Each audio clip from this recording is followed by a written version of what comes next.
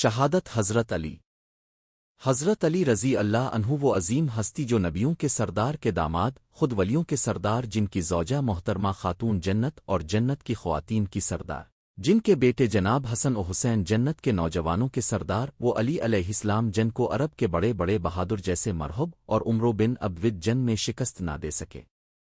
حضرت علی علیہ السلام نے دنیا کو یہ بتا دیا کہ جہاں علی کھڑا ہو وہاں اس کے سامنے کوئی کھڑا ہو نہیں سکتا۔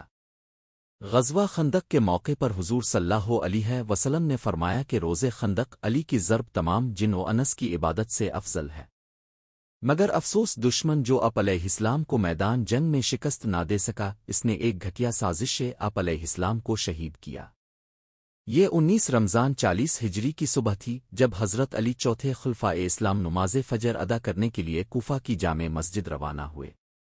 جیسے ہی آپ گھر سے نکلے، آپ کی صاحبزادی نے آپ کی آنکھوں میں ایک خاص اداسی دیکھی۔ گزشتہ چند راتوں سے آپ مسلسل اپنی شہادت کے بارے میں بات کر رہے تھے۔ اس صبح بھی آپ نے فرمایا، آج وہ رات ہے جس کا وعدہ کیا گیا تھا۔ حضرت علی کے دل میں کوئی خوف نہ تھا، آپ ہمیشہ کی طرح عبادت میں مشغول تھے۔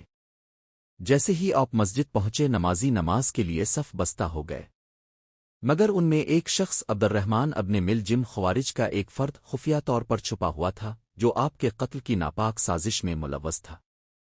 اس کے ہاتھ میں زہر آلود تلوار تھی اور وہ موقع کی تلاش میں تھا۔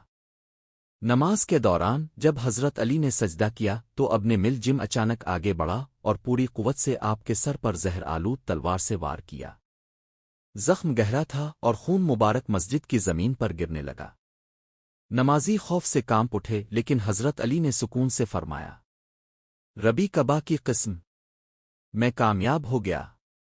مسجد کے نمازیوں نے قاتل کو پکڑ لیا، جبکہ حضرت علی کو زخمی حالت میں ان کے گھر لے جایا گیا۔ شدید تکلیف کے باوجود آپ نے اپنے بیٹوں کو ہدایت کی کہ قاتل کے ساتھ عدل و انصاف کیا جائے اور کسی پر ظلم نہ کیا جائے۔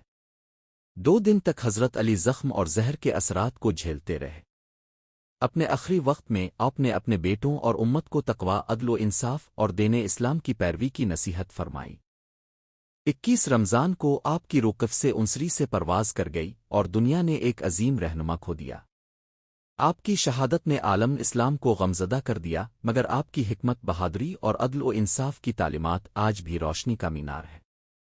حضرت علی کو نجف عراق میں دفن کیا گیا، جہاں آپ کا مزار آج بھی لاکھوں عقیدت مندوں کی زیارت کا ہے۔ آپ کی زندگی اور شہادت ایمان، تقوی اور حق کے اصولوں پر قائم رہنے کا لازوال درس دیتی ہے۔